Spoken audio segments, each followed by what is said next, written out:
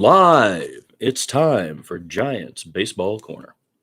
The Giants made the long cross-country flight from Philly to LA last night, and they wake up in Anaheim to face Mike Trout and the Angels, who themselves flew into LA from Dallas after a late game in Dallas. They were swept in home. Not that it matters. At this stage of the season, it doesn't matter. Win-loss doesn't really matter. Performance is more important than win-loss. I think a good example of that was last night, right?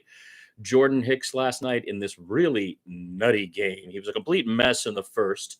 Single, walk to start, and a wild pitch. A 5-run Phillies first. And then he just flipped a switch, and he shut the Phillies down for 6 innings. Left a game. It was a kind of a pitcher's duel once again. In this situation, he was basically kind of shown up by a remarkable young man, the 6'6" lefty starter Christopher Sanchez. He struck out 12 Giants last night and was very effective.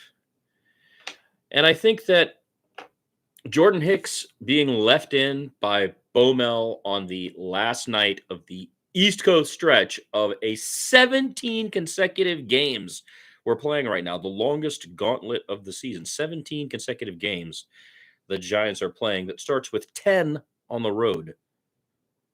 So leaving Hicks in for those 6 at the last day in Philly, even though he was down 5-1, then 5-3, still, striking range. The Giants' bats are basically making the front half of this more flexible. That's what I think, especially with the way that Bob Melvin is managing. And now we are really seeing that Bob Melvin is the right man for the job. 20th game of the year, 1/8 of the season. Tonight will be the 20th game of the year. So let's keep our heads, maybe curb your enthusiasm. We're just pretty good so far.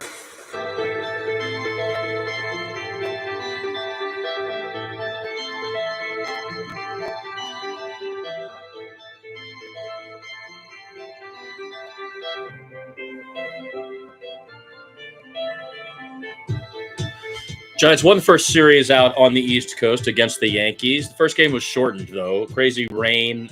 We won in 6 innings, I think, somehow. And then it was windy and rainy and cold on the East Coast. And the only person who wasn't bothered was El Nieto del Viento, the grandson of the wind. Jung-Hoo Lee. What an opening to the season this guy's having.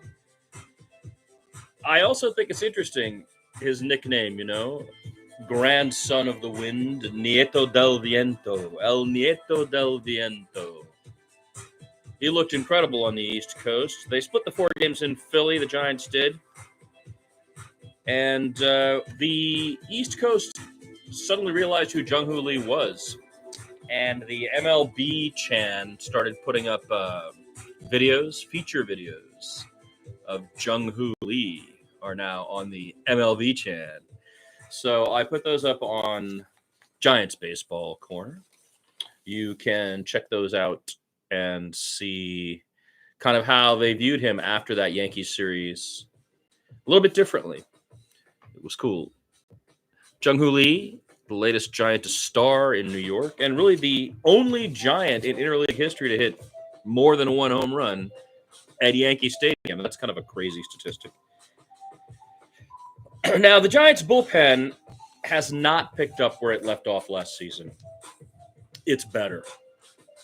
I mean, I don't mean to be rude to all of you. If you have been here before, you know that the tagline here is, it's not personal, it's personnel. And I told you at the end of the year last year that Taylor had to go. Lou Trevino and utilizing Hayden Birdsong as long middle relief, innings eaters, is turning out to be a really beautiful thing. And you add to that the wall. Randy Rodriguez, I've been calling him the wall. This guy's pretty fascinating. You throw him in with 3 guys on base, he doesn't let anybody across the plate. You throw him in with 2 guys on base and nobody out, he gets a relatively clean inning and doesn't succumb the lead. Randy Rodriguez, the wall, looking pretty good. So if we're looking at the first 20 games, I think starting pitching, Logan Webb is 2-0. He's got a 2.63 ERA, 26 Ks, and a 1.13 whip. Automatic, baby. The workhorse is doing the job. He should have 3 wins. He pitched a brilliant game, and Camilo Doval blew the save in that horrifying manner that was gut-wrenching the other night. But it doesn't matter. It does not matter at this time of year, the win-loss, or the fact that Camilo blew the save at this time of year. What matters is us fixing Camilo. Intranquilo, Camilo. You know, we got to fix what's between your ears. That's the problem. You've got all the talent. So that should be 3-0 for Webb, but it's 2-0 for Webb. Now, we've got Verlander pitching second, and I don't agree with that. We need to move Verlander down in the rotation. Robbie Ray, I think, has earned the second spot. Okay, so GBC, Giants Baseball Corner's position is that Robbie Ray should be the second starter. He's 3-0. He looks good. He's got a 4.19 ERA, but the Giants bats have picked him up in those games, so that doesn't matter. Giants bats are starting to make some of that irrelevant. It's pretty exciting. Verlander, I would put third in our rotation. He's got 3 no decisions, and he's 0-1. The guy still hasn't found it. There's no way this guy is getting to 300 wins. All those people talking about him getting to 300 wins. One guy said he was going to win 17 games this year. That's insane. I said 13, I'd be ecstatic. 12 is what I predicted. 10, I'll be. You did your job. For the whatever it is, 15 million. What are we paying him? I forget what we're paying him. But Verlander, I wish people would stop adding the 300 win thing to his situation, because he's a 42-year-old whose once dominant fastball has now lost speed, and it's being read third time through the order. This is going to take adjustments of command. It's going to take a few weeks, maybe a couple of months, for him to figure out how his dominance is going to happen now, how to threaten with that fastball that used to be such a knockout pitch. So I think Verlander should be pitching third, and then Hicks fourth.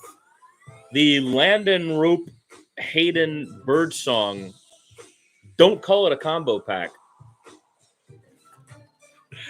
That's what Bomel said. He just did it, but don't start saying that's what I'm going to do. But a 5th starter combo pack of Landon Rope and Hayden Birdsong has effectively won twice, and it's a pretty cool 2-rookie 5th starter. I like it.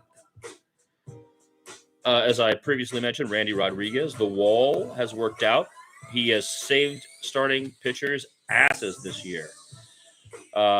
Lou Trevino, Hayden Birdsong, eating innings. Tyler Rogers, Ryan Walker, and Eric Miller, the lefty, have all been on point. The bullpen has been incredible. Shut down innings and have allowed us to stay in it so that the bats can start doing what they do,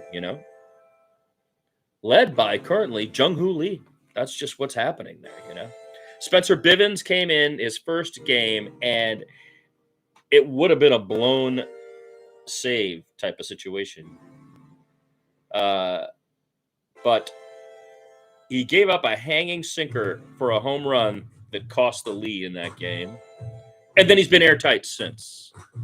So Shane Bivens has been quite good. I put Spencer Bivens, sorry. Shane Bivens has been quite good since that first outing. The only real problem is Doval. Intranquilo Camilo. We got to figure out what we're going to do about him. The bats are amazing right now. Tyler Fitzgerald met with Barry Bonds, and apparently, again, like what happened with Jack Peterman, remember that? He had one meeting with Barry, and he had like 8 home runs in the next week. Barry had a meeting with Tyler and talked to him about his swing or stance or something, and Fitzy has been incredible out there right now. The Bonds effect. We have to call it the Bonds effect, right? I mean, that's what that is. I've got to say, what else here? I'm just starting us off on the 20-day report. 20 games. Tonight will be the 20th game. We did go on the longest stretch of consecutive games. It was started in New York. We played the 3 in New York, the 4 in Philly, now 3 in Anaheim, then we come home, but still no breaks. Consecutive games, 17 consecutive games the Giants are playing right now.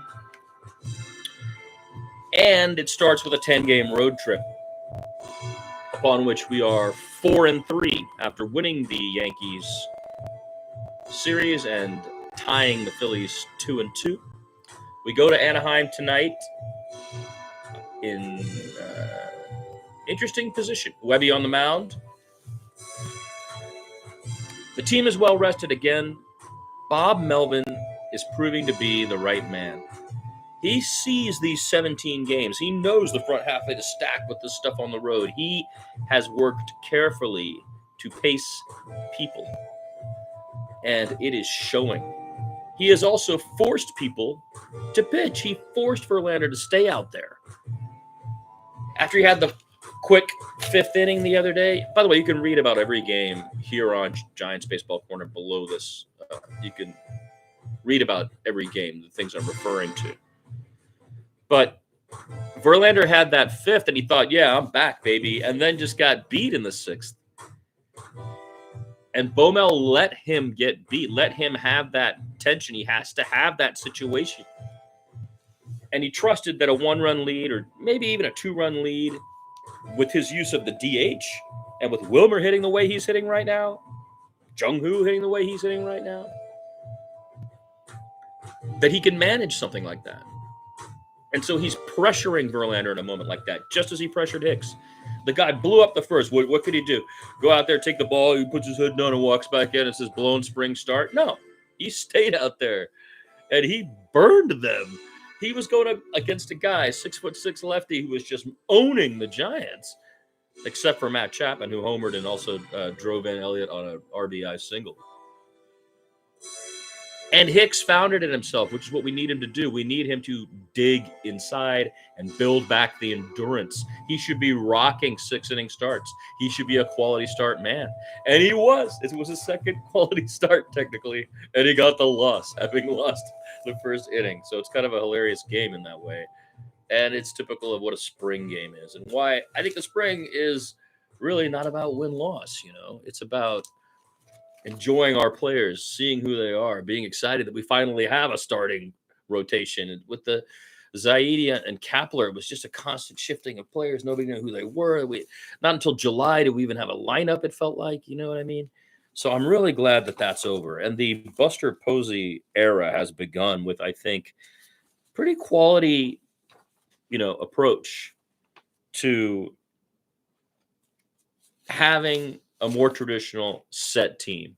We spent all the money on Willie Adames, and now that's going to be who we have at short, Now, to speak of him, he has not been hitting. Mr. 38 Bomberos, 38 home runs, he said, has hit one, and he has been struggling at the plate. He has also had some unusual position plays in the infield that have not gone his way. I would say he has not settled in. And I think it's really amazing that Jung-Hoo Lee, with all that pressure on him, and all of us kind of forgetting about him after being out, basically, played, 38 games last year, has just come into that space as the guy behind Matt Chapman on this team. And it's really quite thrilling to see. I would like to see Willie Adames grow into that relationship and bring back what he can do offensively and the rhythm of the game when he's having fun.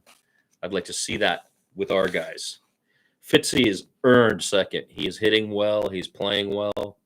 Our defense is still, I would say, a problem. We got to work on the defense.